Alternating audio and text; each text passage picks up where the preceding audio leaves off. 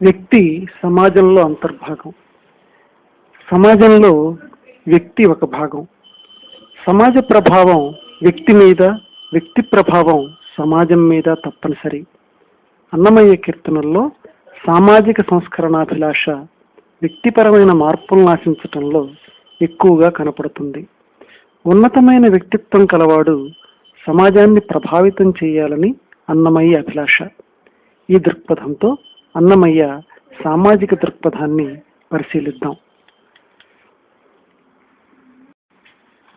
అప్పులేని సంసారమైన పాటే చాలు, తప్పులేని జీతమొక్క తారమైన చాలు. అప్పులు చేసి ఇతరుల చేత మాటలు పడని సంసారాలు గొప్పవి. ఆనాటి కాలంలో కూడా ముళ్ళపూడి వెంకటరమణ గారి ఆమ్యామ్యగాళ్ళు ఎక్కువ ఉండేవారేమో. అందుకే ఆ లంచగొండి వ్యవస్థను నిరసిస్తూ తప్పు లేకుండా సంపాదించిన జీతం ఎంతో మేలైనదని అన్నమయ్య ప్రబోధం.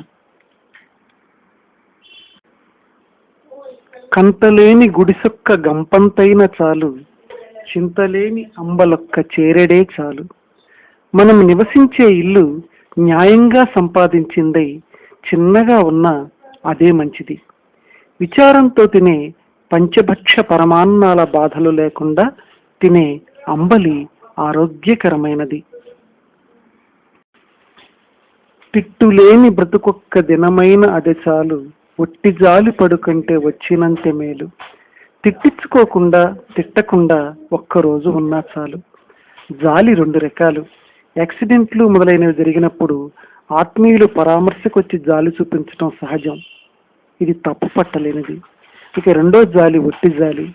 మనల్ని ఏదో శుభకార్యానికి పిలవటానికి వచ్చారు, మీరు కారులో వస్తే తొందరగా వస్తారని, అంతలోనే మీకు కారు లేదుగా బస్సులో రండని చెప్పటం ఒట్టి జాలి.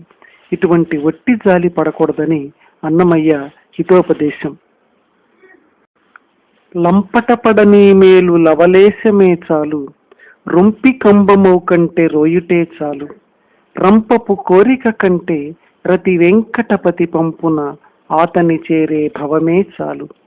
బురదలోని స్తంభం లాంటి హీనమైన జీవితం వద్దు, రంపపు కోరికలు వద్దు. రంపం పరపరాకొస్తున్నట్టుగా మనస్సుని అధికమైన కోరికలు బాధ పెడతాయని, వాటికి దూరంగా ఉండాలని అన్నమయ్య సామాజిక హితోపదేశం.